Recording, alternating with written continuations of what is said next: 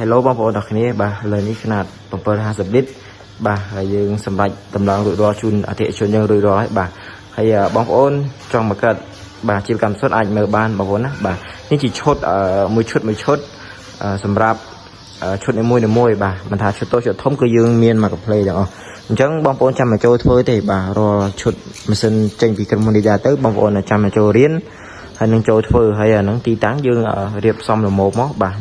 មានទឹកភ្លើងមកបានហើយបាទអញ្ចឹងបាទនេះជាឈុតពិសេសបាទយើងពិសេសព្រោះឈុត VIP បងប្អូនណាឈុតនេះគឺឈុតទំនើបបាទបច្ចេកវិទ្យាចុងក្រោយហើយក្នុងឆ្នាំ2025បាទយើងរៀបបាទជិតចំមែនទែនមានប្រព័ន្ធការពារជាច្រើនរឹតតែស្រួលជាងមុនបាទរឹតតែទំនើបជាងមុន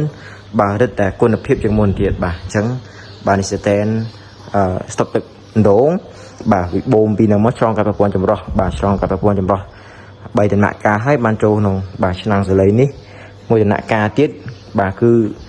ចេញពីហ្នឹងចូលទៅទី2នេះរុញឲ្យ AO 3ដើមបាទប្រភេទសបក AO នេះគឺប្រភេទ AO បាទទំនើបបងប្អូនណាស្អាតណាស់ប្លែក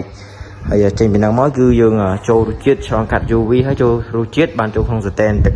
បាទបរិសុទ្ធយើងបញ្ចេញមកចែកចាយបាទវិចខ្ចប់នៅលើហ្នឹងបាទអញ្ចឹងឈុតវាមានប៉ុណ្ណឹងបងប្អូនបាទគាត់ហាមវាមានប្រព័ន្ធការពារជាច្រើននៅក្នុងម៉ាស៊ីនហ្នឹងដែលខ្ញុំរៀបរាប់អស់ទេបងប្អូនណាបាទប្រព័ន្ធឆក់លោតបាទប្រព័ន្ធតះអាសន្នបាទប្រព័ន្ធអូតូម៉ាទិកបាទមានប្រព័ន្ធឆ្លងអូតូយីច្រើនបងប្អូនណាបាទរៀបរាប់អស់ទេអញ្ចឹងម៉ាស៊ីនបងប្អូនបាទទស្សនាឲ្យបងប្អូនចង់បានម៉ាស៊ីនបាទចង់បើកអាជីវកម្មទឹកសុទ្ធស្វែងរកក្រុមហ៊ុនដែលមានគុណភាពធានាត្រឹមត្រូវបងប្អូនអាចតាក់ទងមកលេខទូរស័ព្ទមកឆាតជោគភ័យផ្ទាល់បាទយើងមានគ្រប់ទំហំបាទមិនថាតូចថាធំ